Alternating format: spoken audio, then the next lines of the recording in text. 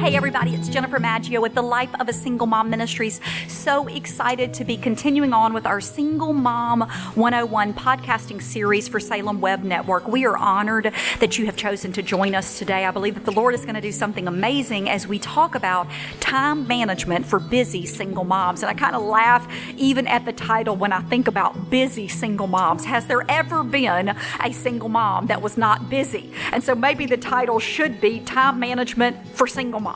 Goodness, the title may be Time Management for Moms, but I believe that the Lord wants to do something very special as we talk about some practical things about time management. Listen, we are in a day and age right now where we have access to so much, what I believe to be oversaturation of media and access to one another through social media and through the quickness of news delivery and all of these modern conveniences that I think that our forefathers could have never even managed. And while there's great advantage to those things, many of us can work remotely and we can accomplish a lot through just our smartphones and all of these things. There are also some disadvantages, which is that we feel like we have to have 100 balls in the air at all times and that we must juggle them all successfully or else we are a failure. And so let me just start today's podcast by telling you, moms, single moms out there, you are not a failure. You are doing it well. You are adequately equipped for this season of life, and that the Lord looks down from heaven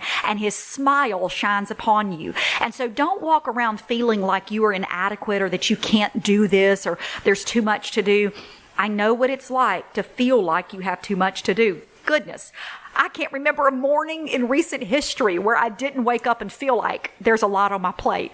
In fact, I am probably guilty of saying that far too often. There's just too much to do. I can't keep up. It's probably one of my most famous things that I say in the ministry office each day. However, God's grace and mercy is new every single day.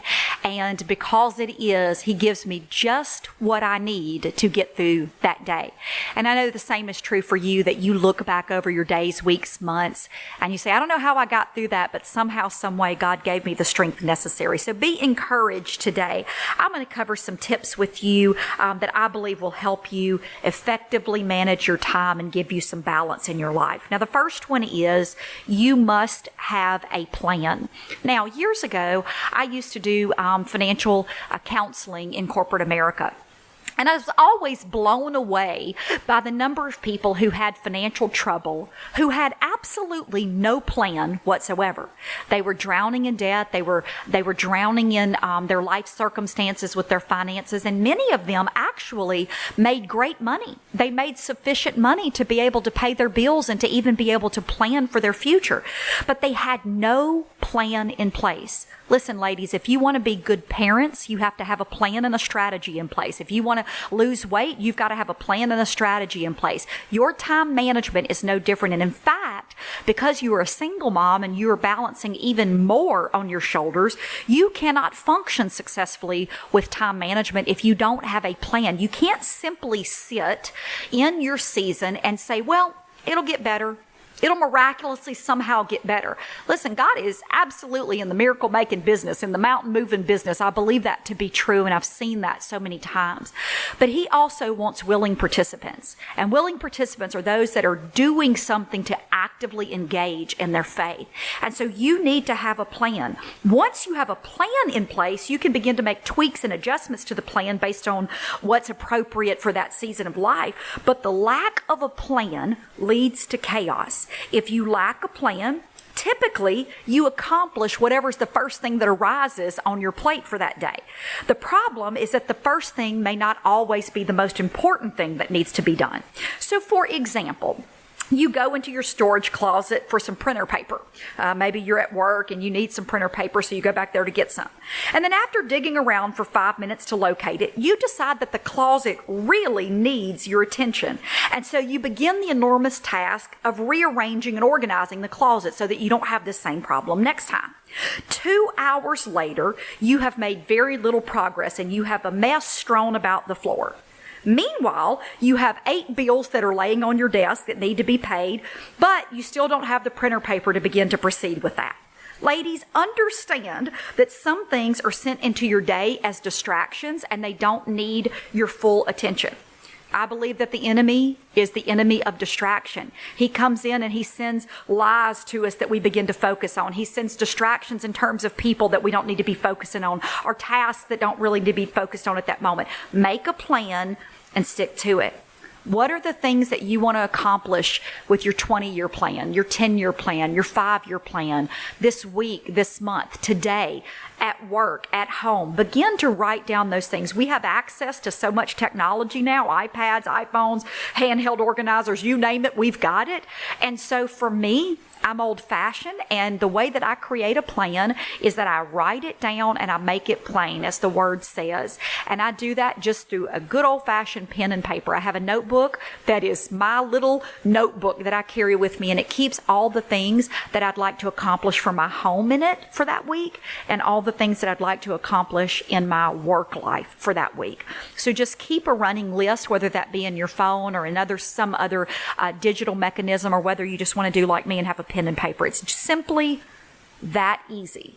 Next thing is you do need to implement family time. Now, single moms, one of the things that I hear so often is, I just don't have time to do the things that two-parent families do. And I get it. Like, I really do get it. When you have no help and you're good cop and bad cop, and you're washing clothes and washing babies' bottoms and trying to organize for homework the next day and carpool and a list of a million other things, you don't have the time that a two-parent family does. But I do think that we spend a lot of time on things that aren't very important. We spend a lot of time in front of the TV. We spend a lot of time scrolling social media on our phones. We spend a lot of time doing things that add no real value to our life. And so even if it's 10 or 15 minutes a day, lay everything aside and put some family time into your life. Now, Jennifer, what does that have to do with time management? Well, one of the things that I see single moms battle with so often is this feeling of guilt, that you're not doing enough and that you're not a good enough mom. And part of being able to relinquish that guilt is to implement some family time, so that you know every day when you lay your head on your pillow that you have got some good, meaningful eye contact with your kiddos, that you've talked to them about their day, that maybe you did a fun game or activity, or you let them help you with cooking dinner for the night, or however you want to implement that time. You can go to bed feeling good that you've done what's necessary to connect with them in a real and meaningful way. Sometimes you don't have the quantity, but you certainly can implement some quality family time every single day, and it will relinquish you from guilt that we know is such a heavy burden that then hinders us in being able to have a successful tomorrow.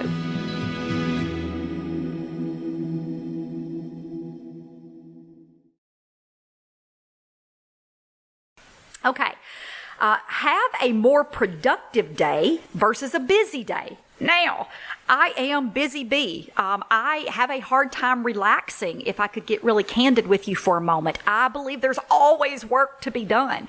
And part of me enjoys being busy. I like having things to do. I'm not just a kind of sit around and twiddle my thumbs type of girl.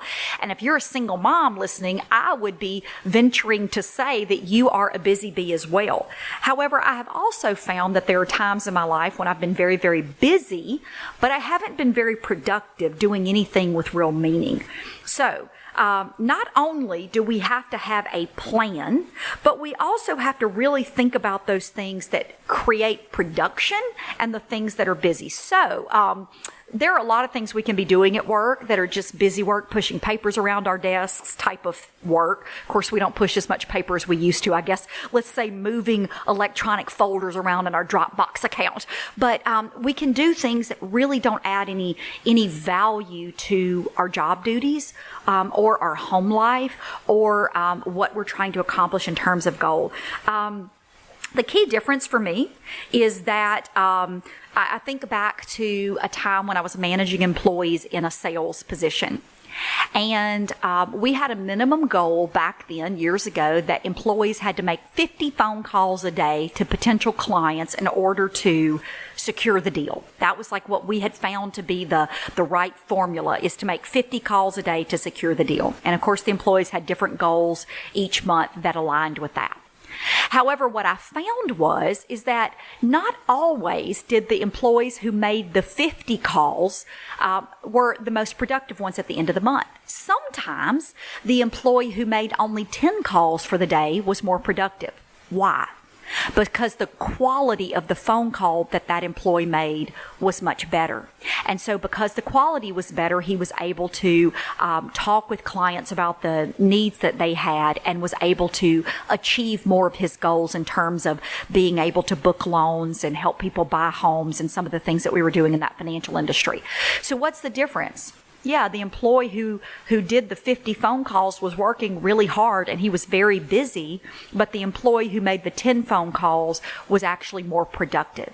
And the question you have to ask yourself on a daily basis when it comes to time management is, am I being busy or am I actually being productive? So let's go back to that closet scenario that needed to be rearranged when you went in and looked for the printer paper that morning.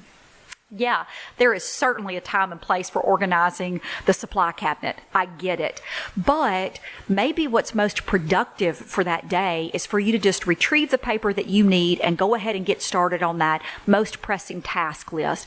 Yeah, there's some value in the busyness, but much of the time the busyness is whenever we can get caught up in details that don't really matter in the first place. No one cares that you reorganized the supply cabinet. No one is going to come in and give you accolades for your reorganization of the supply cabinet. The truth is they won't even notice that you reorganized the supply cabinet, but they will notice if you come up with the best idea to begin to impact clients in your organization. They will notice if you come up with a more efficient way to provide services to the clients that you serve in your industry. And so that's the difference between being productive and busy. Okay, the next one is to have fun. What in the world does that have to do with time management? Well, what it has to do with is that, the scripture teaches that there's a time for everything under the sun. And I think that there have been many times in my life when I have been looking for the next season. I can remember when my children were little, I would say things like, oh, I can't wait until they're potty trained. It'll be so much easier when they're potty trained.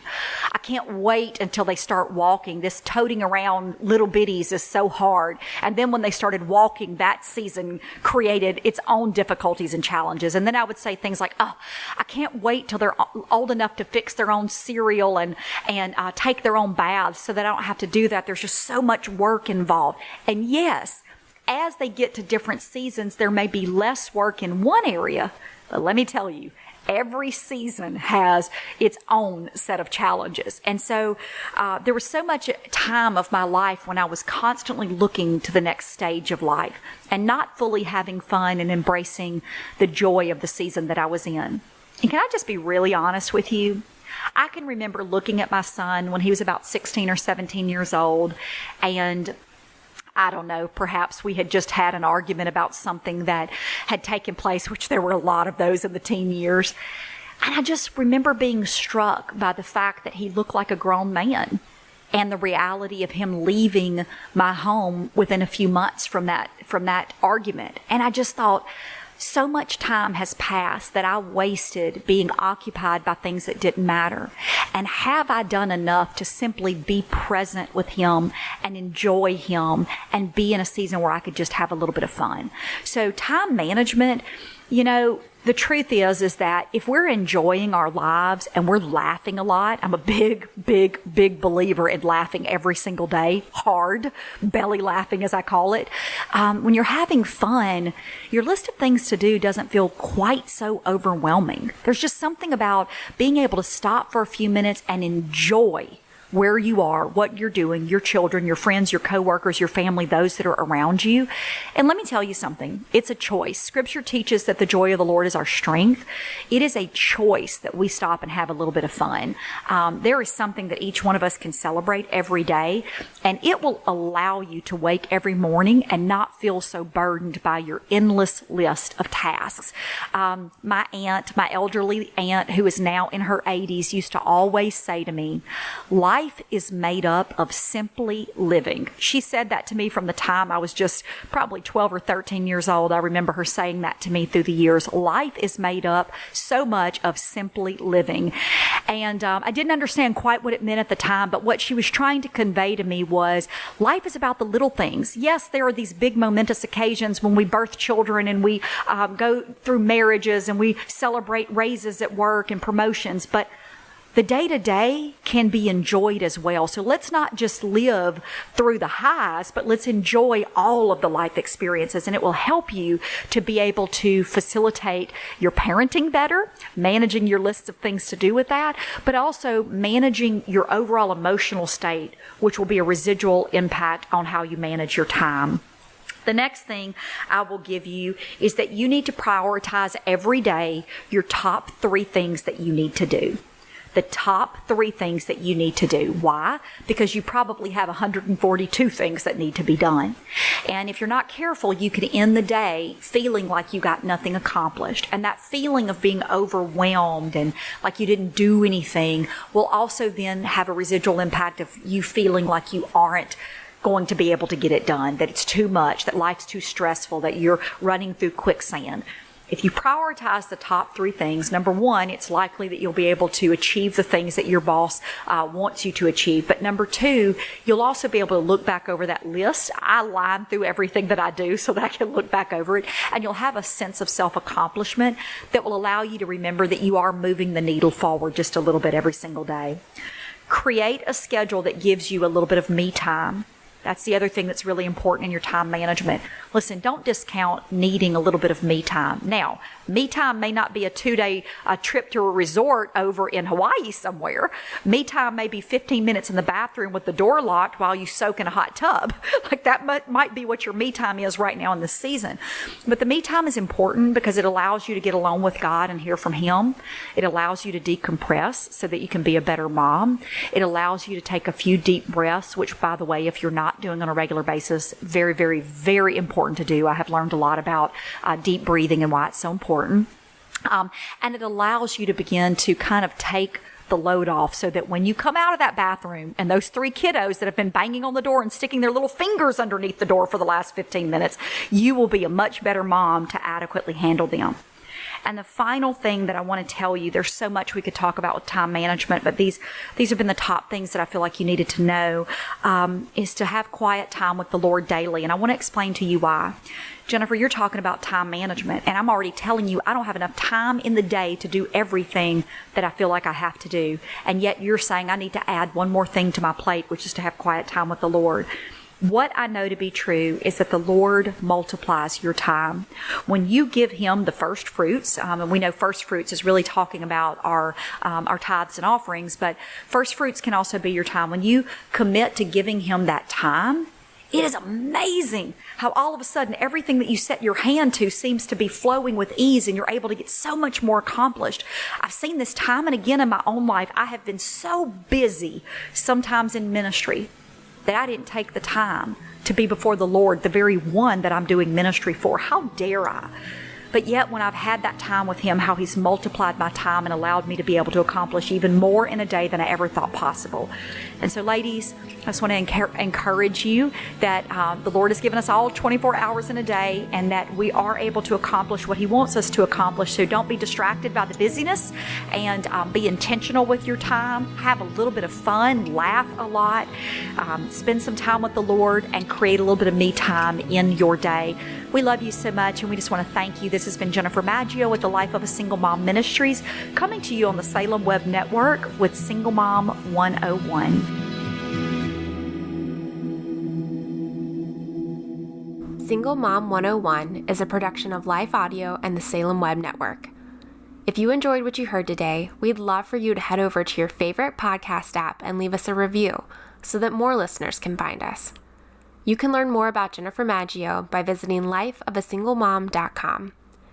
This episode was produced by me, Kelly Givens, and edited by Stephen Sanders. A special thanks to our executive producer, Stephen McGarvey.